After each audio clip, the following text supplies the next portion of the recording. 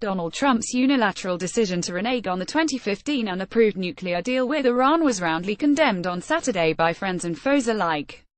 Britain joined France and Germany in declaring continued support for the agreement as written.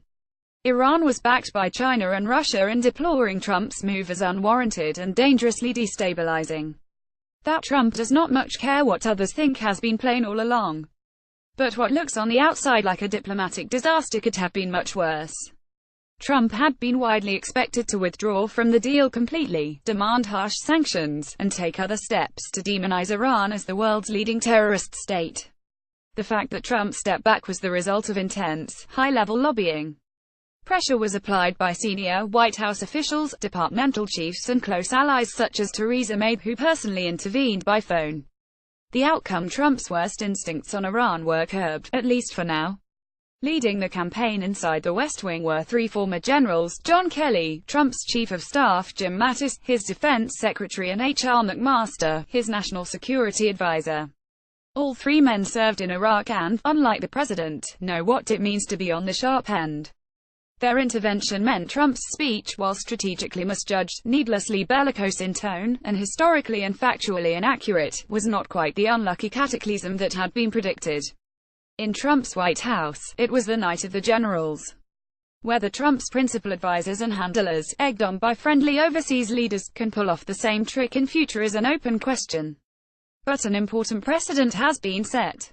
The biggest, upcoming concern is North Korea, where the U.S. leader has recklessly threatened to rain down death and destruction on bumptious Kim Jong-un in response to the regime's nuclear weapons buildup.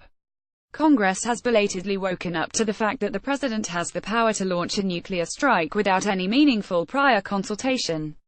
Legislation to curb that authority is now mooted. But for the time being, the Three Stooges, Generals Kelly, Mattis and McMaster, are probably the best, last defense preventing Trump from starting the Third World War. European allies will be gratified that the lobbying influenced the Iran decision. But their joy is not unconfined. Trump made clear he remained ready to wreck the accord completely at any point, and in practice, if not in theory, he has the means to do so, due to American domination of global banking and currency systems.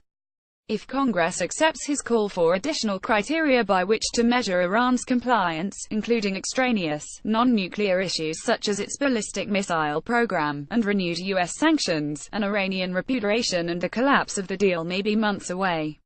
All the same, Friday's modest clipping of Trump's wings raises hopes that, for example, the International Paris Climate Accord, which he arbitrarily renounced in June, could yet be repaired.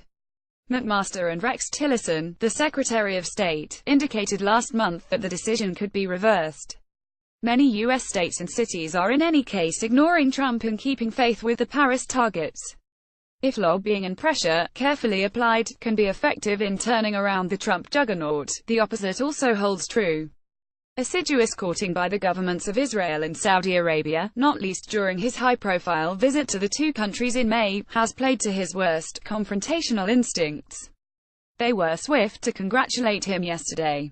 The unfortunate effects of this wooing include the U.S. giving the Saudis a free hand in Yemen, with disastrous results, turning a blind eye to Riyadh's human rights record every bit as bad as Iran's, and a U.S. green light for new Jewish settlements and annexations in the occupied territories, thereby further undermining the moribund peace process.